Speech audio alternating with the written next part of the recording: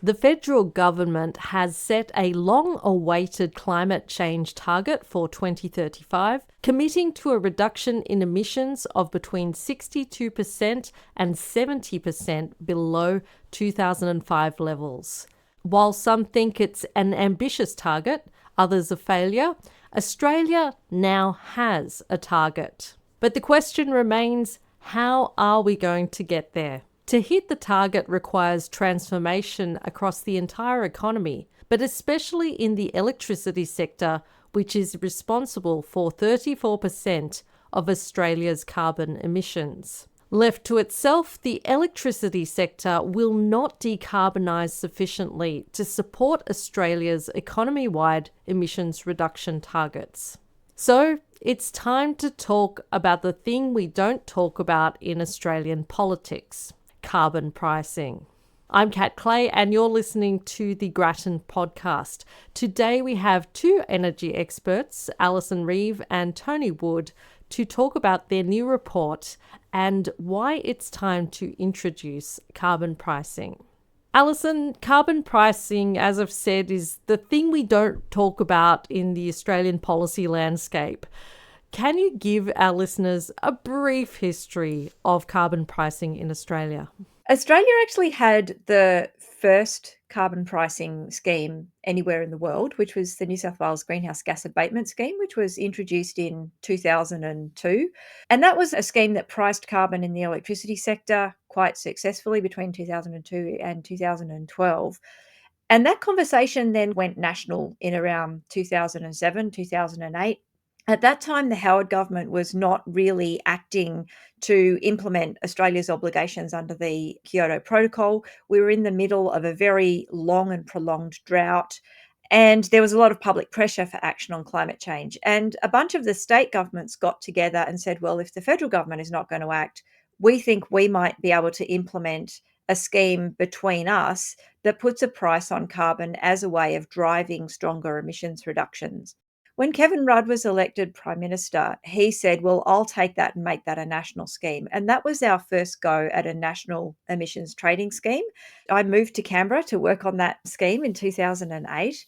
There was a very long design process that happened, and that became actually quite fraught, because the thing about pricing carbon is that what you're trying to do is make it more expensive to consume products that used a lot of fossil fuels in their production.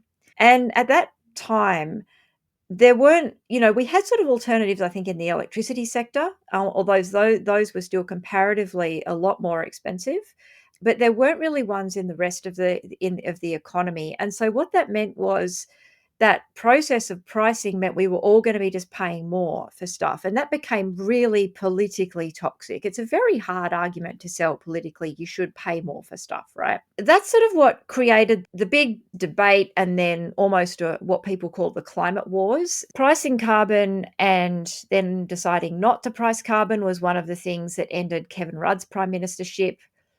The way that she priced carbon and the fact that it looked like a tax was what ended Julia Gillard's prime ministership. There were debates in the opposition at the time that also ended up in leaders losing their jobs. And really what that meant was that carbon pricing became, like you said, the thing that we don't talk about. The thing is that carbon pricing itself has not changed. It is still actually an essential part of the toolkit for reducing our emissions. Make the old way of doing things, that's fossil fuel intense, more expensive. But the thing, we've sort of really focused on the other side of that problem, which has been largely, can we make the new and cleaner way of doing it cheaper? And so that's where all the policy has gone. But like you said in your introduction, we now have some very challenging targets to meet in the 2030s, and it's really hard to see how we do that unless we do start to make the more carbon intense way of doing stuff more expensive. Yeah, Alison, I mean, nobody likes a policy that makes people pay more for things. I love that summation of this. But of course, we are going to talk about it, and I think it's important to talk about these bold policy moves that are going to help get us to net zero. Tony, your new report, it proposes that Australia needs carbon pricing to achieve its net zero goals. So why now, and what is different from those previous situations? Kat, thank you. Look, our report is fundamentally focused on the electricity sector, as you said, which is a third of our emissions. A lot of progress has been made for some of the reasons Alison talked about. And so electricity has done a lot of the heavy lifting so far. But the policies that we used, in particular one to support renewable energy and help it grow, are pretty well done now. They're not going to proceed after 2030. And even a policy the Commonwealth Government introduced only recently is only a short-term thing to increase renewables between now and 2030. So the emissions will still be there in 2030, but there'll be nothing to drive them down. And even though renewables, as the government likes to talk about, are the cheapest form of generation, there will be nothing to cause that cheapest form to gradually grow and the black form to gradually close without some sort of constraint on emissions. And so that's what we're looking to argue in this report. Now, since a lot of this stuff was done, as Alison described in the history, a lot of other things have been changing in our economy. So, for example, people are now starting to realise that they're better off if they moved away from gas. For many people, gas used to be cheap and solar used to be expensive. Well, not only is solar now much cheaper, but gas is much more expensive. So a lot of consumers are starting to go down that route. The support that the government, state government and federal governments are giving to electric vehicles means that progressively we're seeing the cost of using electric vehicles as a form of transport is also coming down. So that's changing. 40% of households in Australia now have solar, and many of them have been adopting battery storage. The way we interact with our electricity system is changing dramatically.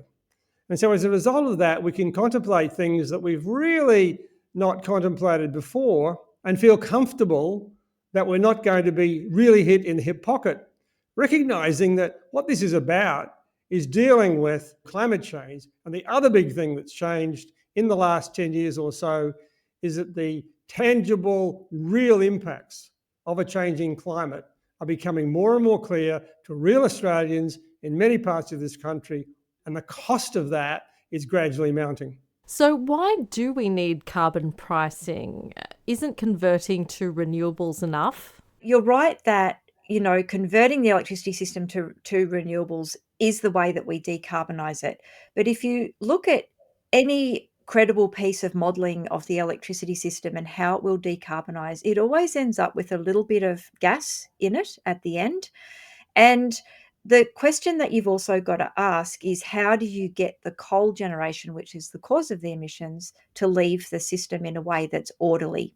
This is kind of where carbon pricing is helpful. If you've got carbon pricing, then that actually gives the coal a signal to leave rather than just hanging around as it does at the moment. At the moment, the way that governments are getting the coal out of the system is just pushing the renewables in until there's no more room for the coal and it pops out. It has to go because its economics are affected largely.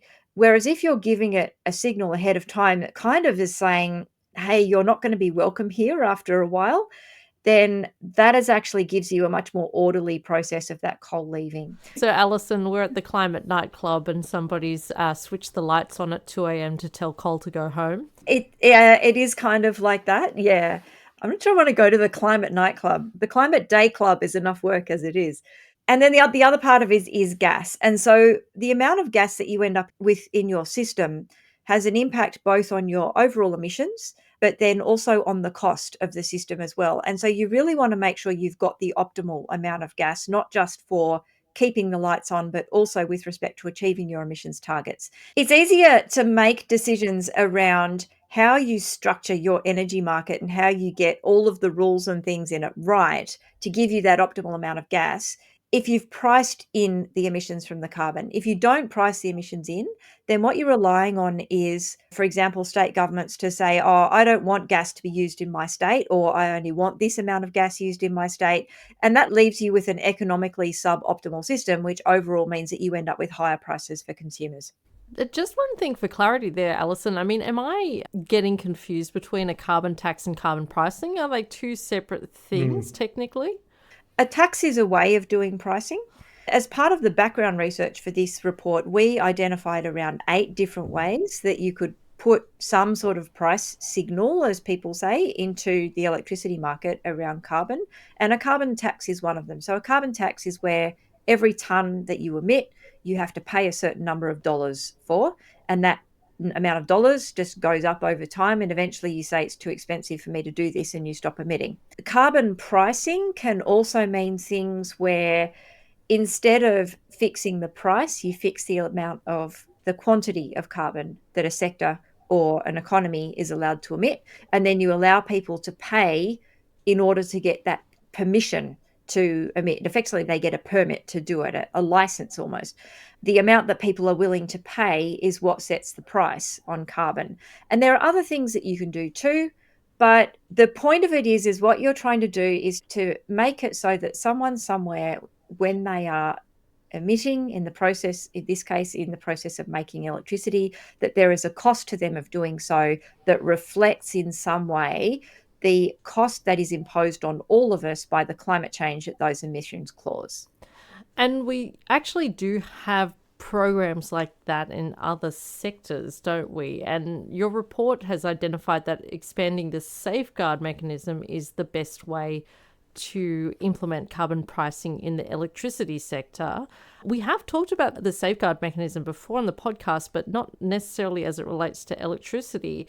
First up, can you give us a little explainer on what it is and then why this is the best option from your studies versus kind of other schemes or not having a scheme at all? Now, back in 2010, Greg Hunt, who was keen to become the Energy and Environment Minister in Australia, came up with this idea of saying, well, if we're going to be paying under a different program for supporting emissions reduction, we don't want to see a situation in which other parts of the economy are just continuing to emit without penalty.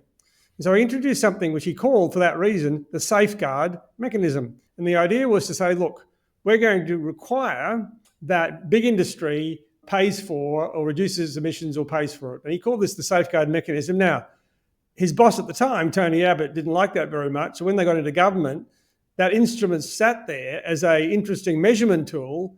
It was never used to actually reduce emissions, even though that was originally Greg Hunt's idea. When this Albanese government was elected, they said, well, look, we think that's a pretty cool idea. Why don't we pinch that? And we'll now turn it into a real emissions reduction policy applying to the very big emitters, heavy industry. And as you said, we've talked about that before. Electricity, in the meantime, was doing the good things we talked about earlier in this podcast. That is, its emissions had already been coming down and probably didn't need something like that. But as that is now complete, finishing up, as we've already said, Kat, that means that we do need something after 2030. So we suggested, well, why don't we take the safeguard mechanism, which was originally considered to cover electricity but never practically done that way, and apply it to electricity. There's several reasons why that makes sense to us. One is it's already there. Secondly, it's relatively easy to make the changes to turn it into a scheme that would provide incentives or a regulation or an obligation for big emitters to reduce their emissions, but also for those who are producing low emission or even zero emission electricity to get credit for that. And that combination of penalties and credits opens up the opportunity in the sector for trading of those credits, and that's where your carbon price mechanism arises. And the final issue for the safeguard mechanism, which is some way a political question, and that is, given all the climate war and our lack of preparedness to discuss carbon pricing, having something that was invented by the coalition is already in place, and by the time we get to 2030, will have been there for more than 5 years. It must have some better chance than other policies that people are not familiar with today to actually not just get implemented, but could potentially be supported as well. So that's one of the reasons why, amongst all those options that Alison talked about, our view was from a pragmatic, practical way forward position, using the safeguard mechanism in electricity would be a way forward that would have some opportunity for discussion and success. The other thing I might add to that is that because the safeguard mechanism is already acting in the heavy industrial sector, if it was also acting in the electricity sector, you would be able to actually trade off between reducing emissions from electricity versus reducing emissions, say, from cement or steel making or coal mining or whatever else. And that's actually quite important when you think about you mentioned the targets at the top of the podcast. That's a really large emissions reduction that needs to take place over the next decade.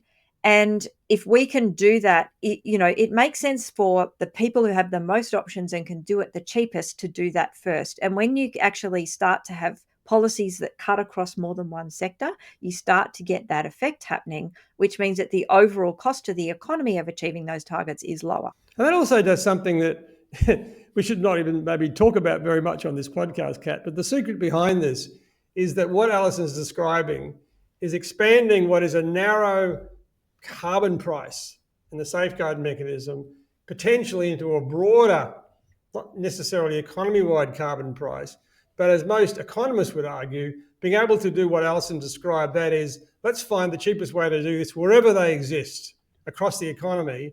This offers that pathway. It's politically going to be challenging, but what we're wanting to do with this report is open up that conversation. Yeah, we're not saying jump in and implement that tomorrow. I mean, I think that's one of the key recommendations out of our report is that because there is the safeguard sitting there in the industrial sector, and the government should actually do a little bit more work to look about what those interactive effects might be before jumping to a decision, because there's a lot that, we couldn't model for the purposes of this report, which would be very important questions that you would need to think about before you actually made the policy change. Yeah, and there's an advantage too for the sheer fact that this is an existing thing. It's not reinventing the wheel here. It's implementing that in another sector. So I think that has a huge advantage over coming up with something completely new. The reason that there's a lot of political adversity to carbon pricing is the cost to consumers. And I mean, this is coming at a time where cost of living is high. Nobody wants to bring in a policy that costs voters more money in an already stretched financial time. But you have crunched some numbers here, and I'm really interested in what you found as to whether carbon pricing will increase electricity prices. There are actually three things that we wanted to look at in this report. So the first one was, what would that carbon price do to wholesale electricity prices? Then what would it do to retail prices? But then also what it would do to total household energy costs. Most of what households spend on energy is not on electricity, it's on petrol. And many households also spend money on gas. As the technology to replace petrol and replace gas has gotten cheaper, more and more consumers are shifting towards having an all-electric home. So an electric vehicle, solar on the roof, a battery in the garage, and electric appliances in the kitchen. Now, what that means is that when we are thinking about what does this cost households, we need to look across all the sources of energy that they're buying. And our hypothesis going into this report was that benefit from electrification might be enough to counteract the cost of putting a carbon price into electricity. And that is exactly what we found. Even though unit costs of electricity go up, both on wholesale and retail side, the money that people save by not using petrol and not using gas more than covers what that extra cost is. So you're paying more per unit of electricity, and you are actually buying more electricity than you used to, but you're not buying gas and you're not buying petrol. And so you actually end up economically ahead. And the other point about that, I think, Kat, is that financially the individual household is ahead, but we're getting the environmental benefit. You can turn that environmental benefit into numbers if you like, but it's a very low cost way of achieving that outcome. And it also has that benefit of being a very low impost on consumers as well. So do we have a number on how much households will save? There's two ways of looking at it. One is, Alison just mentioned that the total energy bill for the home is going to go from about $6,000 to about half that over the next 25 years. That's a big improvement in cost of living, right? Now, it's not going to happen tomorrow. It's not going to be, there's a lot of things to be done, but that is the prize at the end of this, right? About 50% lower household energy bills.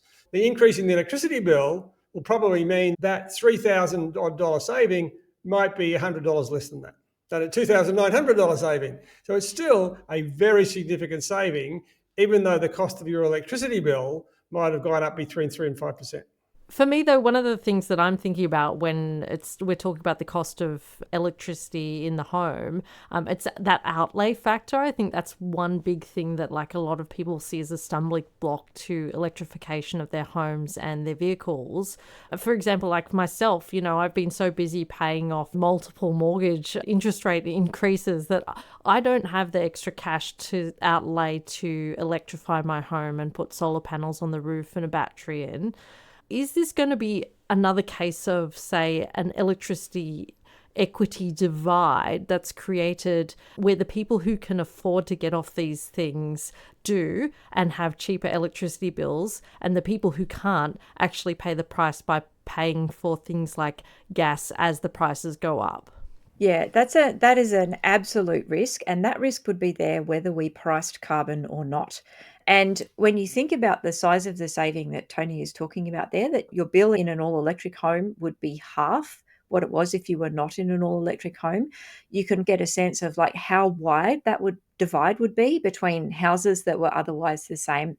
So one of the recommendations that we've made in the report is that regardless of whether governments want to further explore carbon pricing or not, they really need to lean into making sure that the benefits of electrification are available to everybody. For this stuff to become normal, there are some pretty formidable barriers for a lot of households that you have to remove. So the really obvious one is the landlord-tenant divide.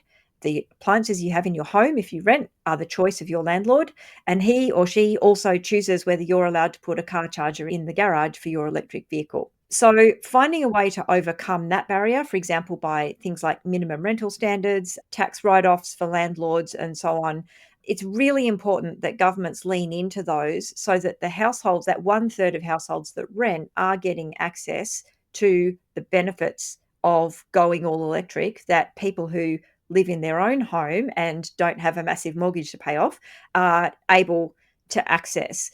The other thing about this is that if you allow that divide to open up, it actually ends up costing the government money because it means that things like rent assistance have to be higher, pensions have to be higher, any other payment that the government is making that is CPI linked will have to be higher as well. So the more that government can do to actually open those benefits of electrification up to anyone, the better it actually is in the long run for the federal budget as well. So we've put carbon pricing on the table. We think it's really important for reaching the government's climate goals by 2035.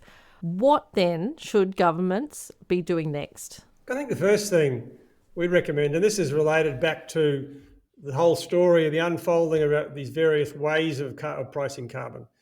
When the safeguard mechanism was introduced or expanded by the Albanese government, and we were part of that process in making submissions, it was recognised that it was such a big change that a major review would be justified in a couple of years' time. That's going to happen next year.